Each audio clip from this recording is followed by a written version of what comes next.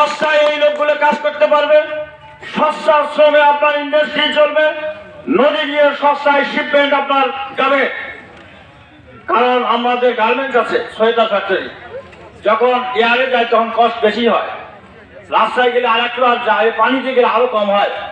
তাকে সেই অঞ্চল এখানে, যাকে এই অঞ্চলের মানুষ এক সময় মুখে হাসি ফুটতে পারে, আমাদের ঘর বাড়ি ভেঙে গেছে পূর্বপুরুষের কাছে দেখেছি বা ছোটকালে দেখেছি, আমার এখানে বড় বড় ইন্ডাস্ট্রি কলকারখানা হয়েছে। আজকে চীনের দুঃখ ছিল হোয়াংহা নদী, তাকে যখন নিয়ন্ত্রণ করে সেখানে সুখে পরিণত হয়েছে। আজকে গাইবান্ধার ঘাগর নদীতে যা দেখেন, দুই ধারে বাঁধ হচ্ছে। আমার এখানে পর্যটন হতে পারে না, আমার এখানেও পিকনিক করার জন্য আসতে পারে না। কম দামে জমি হবে, নদীর পরে দৃশ্য দেখবে, এই দিকে ভারতের সেই পাহাড় পর্যন্ত দেখা যাবে, কালো পাহাড়, ঠিক না? আমাদের দূরে যেতে হবে না। আমার উত্তরাঞ্চল সবচেয়ে খাদ্য ভাষায় বেশি, 70% খাদ্যের যোগান দেয় উত্তরবঙ্গ। দক্ষিণবঙ্গে 30% খাদ্য হয়। আপনারা ছেলেতে যান, নোয়াখালীতে যান, গোপালগঞ্জে যান, খালি দেখবেন পানি আর পানি। সমস্ত ফসল ফলে আমার অঞ্চলের লোক খায়া দেওয়া মোটা হয়, চপ পারে না, ফসল ফলে আমরা, ঠিক কিনা? এরপরে আমরা আমাদেরকে কি করে, রিক্সা চালার জন্য নিয়ে যায়। ওই মোটা মোটা মানুষগুলো কয় জোরে চালাও, জোরে চালাও। পানি হলো আমার অভাব, সোলের দৃশ্য ভাইস পেলাচ্ছে, কিস্তির টাকা দেওয়া লাগবে, আমার চাল নাই, আমরা গায়ে খালি জোরে চালাও, জোরে চালাও। ঢাকাত গেলে কয় কি জানেন, তোমার এলাকার থাকি আমার কিছু কাজের বুয়া দাও, কাজের ছেলে দাও, কাজের মেয়ে দাও। মানে আমরা মনে হয় আমার সন্তানকে জন্ম দিয়েছি ওদের সেই দরজা খুলে দেওয়ার জন্য, ওদের ঘর মুছার জন্য, ওদেরকে রিক্সা চালানোর জন্য, ওদের ইন্ডাস্ট্রি চালানোর জন্য। সেই জন্য কি জন্ম দিয়েছেন? মাননীয় প্রধানমন্ত্রী, স্বাধীনতার মাস, দেশ স্বাধীন হয়েছে বৈষম্যের কারণে। 1971 সালে যুদ্ধ হয়েছিল এই বৈষম্যের রাল ছিন্ন করার জন্য।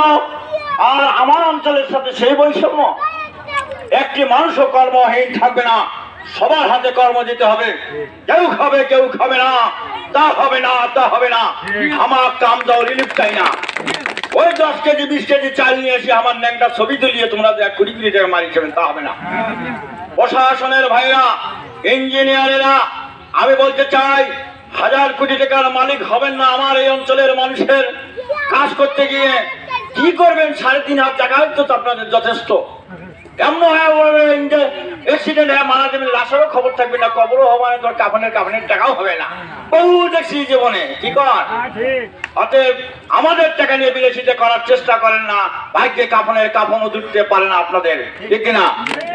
আমার এই অঞ্চলের মানুষ ক্ষুধা দারিদ্র ভরা মানুষ, এই অঞ্চলের মানুষ মৃত্যুকে কিভাবে দেখে কাছে থেকে। ছোট বাচ্চাটা নদীর মধ্যে চলে যায়, হয় কুমিরে টানিয়ে নিতে পারে, পার হতে যা মরে যেতে পারে, আছে না? এই নুরি আলমের বাড়ি দেখেছি এখানে, এই নুরি আলমকে ঢাকায় দেখেছি এমপির বাসার নিচে। কয়েকদিন আমি বললাম, নুরি আলম তুমি এখানে কি করো? এমপি কে নিয়ে যাওয়ার জন্য আসি পানি উন্নয়ন বোর্ডে। এমপি ঘুমায়, বড় লোক মানুষ বনানীতে থাকে, নুরি আলমের কথা বেশি শোনে না, মাঝে মাঝে রাগ করে। আর ঠিক আছে, তুমি যেহেতু ওই অঞ্চলের মানুষ হয়ে আছো, আমি এই অঞ্চলের মানুষকে অনুরোধ করতে চাই, এই ছেলেটি যদি কখনো কোনো কালে নির্বাচনে দাঁড়ায়, তাকে আপনারা নির্বাচিত করবেন। কারণ একে এখান থেকে শুরু করে বহু জায়গায় আমি মানববন্ধনে এখানে এসেছি, এবং ঢাকার জাতীয় প্রেস ক্লাবেও সে বক্তব্য দিয়েছে, বড় বড় অনুষ্ঠানে। আমি নর্থ বেঙ্গল ডেভেলপমেন্ট কাউন্সিলের সেক্রেটারি, উত্তরবঙ্গ উন্নয়ন পরিষদের, উত্তরবঙ্গের সর্ববৃহৎ অর্গানাইজেশন। সেখান থেকে আন্দোলন করে রংপুরে বিভাগ আন্দোলন করেছি, রংপুরে বিভাগ হয়েছে, রংপুরে বিশ্ববিদ্যালয় হয়েছে। রংপুরে রোকেয়া বিশ্ববিদ্যালয়ের আগে প্রথম বিশ্ববিদ্যালয় বেসরকারি আমি প্রতিষ্ঠা করেছি, অনার্স মাস্টার্স ডিগ্রি আমি দিয়েছি।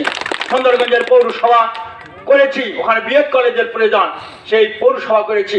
আমি শোভাগঞ্জ ডিগ্রি কলেজে দাবিনামা পেশ করেছি, ডিগ্রি কলেজ হয়েছে। শোভাগঞ্জ মহিলা কলেজের প্রতিষ্ঠাতা আমি, আমার ওয়াইফ এখন প্রিন্সিপাল। তা আজকে আমি এখানে এসেছি, নির্বাচন করেছি, উপজেলা নির্বাচন, এমপি ইলেকশন। হেরে গেছি এর অর্থ নয় আপনাদেরকে ভুলে গেছি, আমি হেরে গেছি এই অর্থ নয় আপনাদের কাছে দূরে চলে গেছি।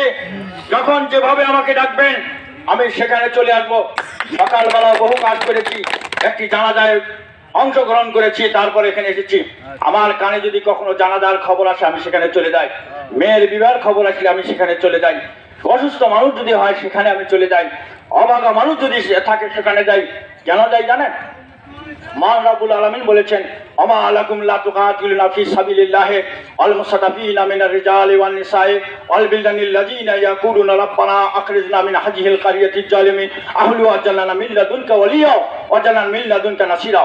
প্রতিনিয়ত এই মজলুম, নিপীড়িত, নির্যাতিত মানব আত্মাগুলো আত্মচিৎকার করে আল্লাহর আকাশ বাতাস ভারী করে তোলে, হে আল্লাহ তোমার পক্ষ থেকে আমাদের কাছে সাহায্য পাঠাও, না হলে আমাদের উঠে নাও, এত কষ্ট ভালো লাগে না, ঠিক কিনা? অনেক মানুষ বলে সোফা সেটে থাকে, শ্যাম্পু মারে, কত ধরনের বেতন ভূষণ, পোশাক আচার, গাড়ি বাড়ি, আর আমরা গেলে শাড়ি টিভিতে দেখি নায়ক নায়িকের মতো মনে হয়, আমরা গেলে করে পাওয়া নয়। আজকে বাড়ি ভেঙে গেছে, যত মানুষের বাড়ি ভেঙে গেছে ভূমিহীন। মাননীয় প্রধানমন্ত্রী, আপনাকে তাদের দিকে তাকাতে হবে। আপনার পুরা পরিবারকে বিধ্বস্ত করেছিল, আপনারাও জানেন কষ্টের, দুঃখের বেদনা কতটুকু হয়। আপনি এই মানুষগুলোকে পুনর্বাসন করে প্রতিটা পরিবারকে আপনি চাকরি দিয়ে দেন, তার উপযুক্ত সন্তান আছে, এক থেকেও জীবন পাওয়া নয়, ঠিক আছে না? প্রতিটা মানুষের হাতে কাজ দিতে হবে। এবং আজকের আন্দোলন সংগ্রামের এই রিজাল্ট, এই বক্তব্য, এই ভিডিও আজকে প্রধানমন্ত্রীর কাছে যাবে। আমি 2009 সালে মাননীয় প্রধানমন্ত্রী শেখ হাসিনা তার পিএস সেলিনাকে দিয়ে বলেছে, মিস্টার শরীফুল ইসলাম, আপনার সাথে আমি 11টার সময় প্রধানমন্ত্রীর কার্যালয়ে মিটিং করব। সেই ব্যক্তি আমি, বাংলাদেশের মহামান্য রাষ্ট্রপতি নির্বাচন গঠন করবে, সেই পরামর্শ সভায় বঙ্গভবনের দরবার হলে আমাকে ডেকে পরামর্শ নিয়েছে। সেই ব্যক্তি আমি, আমার ভাগ্য হয়েছে আমি সেই দরবার হলে গিয়ে রাষ্ট্রপতিকে পরামর্শ দিয়েছি। আমি তাই বলতে চাই, মাননীয় প্রধানমন্ত্রী, আপনার স্বামী ডক্টর ওয়াজেদ মিয়ার কবরে আমার হাতের মাটি আছে। আমি ডক্টর ওয়াজেদ মিয়া রিসার্চ ফাউন্ডেশনের প্রতিষ্ঠাতা সেক্রেটারি, ওয়াজেদ মিয়ার বড় ভাই ছিল সভাপতি। অতএব আজকে বলতে চাই, এই অঞ্চলের মানুষ হিসেবে, রংপুর বিভাগের মানুষ হিসেবে, যেহেতু আপনি আমাদের পুত্রবধূ, আমার অঞ্চলের মানুষ যেন আর চোখের জল ফেলতে ফেলতে চোখের জল যেন না শুকিয়ে যায়, আপনি পুত্রবধূ হিসেবে আমার অঞ্চল ডেভেলপ করবেন। আজকে আমার বক্তব্য যারা শুনেছেন, উপস্থিত হয়েছেন, সহযোগিতা করেছেন, সকলের সুস্বাস্থ্য দীর্ঘায়ু কামনা করেন। আজকে বাংলাদেশে যত ফুল ফুটেছে, আমি শরীফুল আপনাদেরকে সব শুভেচ্ছা সুবাস দিয়ে আমার জন্য দোয়া আছে। আমার বক্তব্য এখানে শেষ করছি। আসসালামু আলাইকুম রহমতুল্লাহ।